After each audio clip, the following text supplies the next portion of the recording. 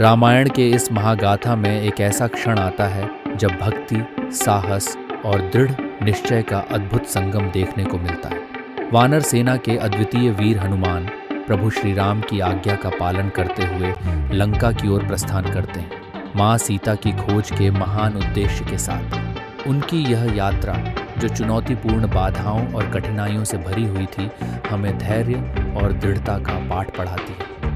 समुद्र के किनारे खड़े वीर हनुमान अपनी गदा के सहारे खड़े हैं। उनका चेहरा प्रभु राम के प्रति समर्पण और माँ सीता को खोजने के दृढ़ निश्चय से दमक रहा है। विशाल लहरें उनके साहस को चुनौती देती प्रतीत हो रही हैं, लेकिन वे अडिग खड़े हैं।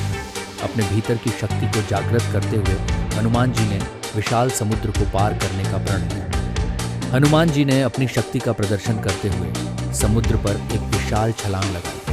रास्ते में उन्होंने पहाड़ों और दानवों का सामना किया। सुरसा नामक राक्षसी ने उन्हें रोकने का प्रयास किया, लेकिन हनुमान जी ने अपनी बुद्धिमानी और चतुराई से उसे परास्त कर दिया। उनकी यह यात्रा हर कदम पर साहस और धैर्य का प्रतीक थी। कई बाधाओं को पार करने के बाद हनुमान जी ने रावण की स्वर्ण नगरी लंका का प्रथम दर्शन किया। दूर से चमकता हुआ स्वर्ण महल और लंका की अद्भुत संरचना उन्हें चुनौती और अवसर दोनों का प्रतीक है, लेकिन उनका मन प्रभु राम और माँ सीता के प्रति समर्पण से भरा हुआ था। हनुमान जी ने अपनी चतुराई का उपयोग करते हुए लंका नगरी में प्रवेश किया। उन्होंने हर गली और महल की गहन जांच शुरू की। उनका हर कदम अत्यंत सावधानीपूर्वक और बुद्धिमत्तापूर्ण था। वे केवल माँ सीता को खोजने के उद्देश्य से प्रेरित थे। लंका की चकाचौंध के बीच हनुमान जी ने एक ऊंचे पेड़ की शाखा पर बैठकर प्रभु राम का स्मरण किया। उनके चेहरे पर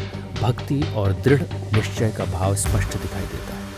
उनकी यह यात्रा केवल एक खोज नहीं थी, बल्कि उनके भीतर की अदम्य शक्ति और निष्ठा का प्रदर्शन भी थी। क्या हनुमान जी माँ सीता को ढूंढ पाएंगे? जानने के लिए बने रहिए रामायण के अगले भाग में।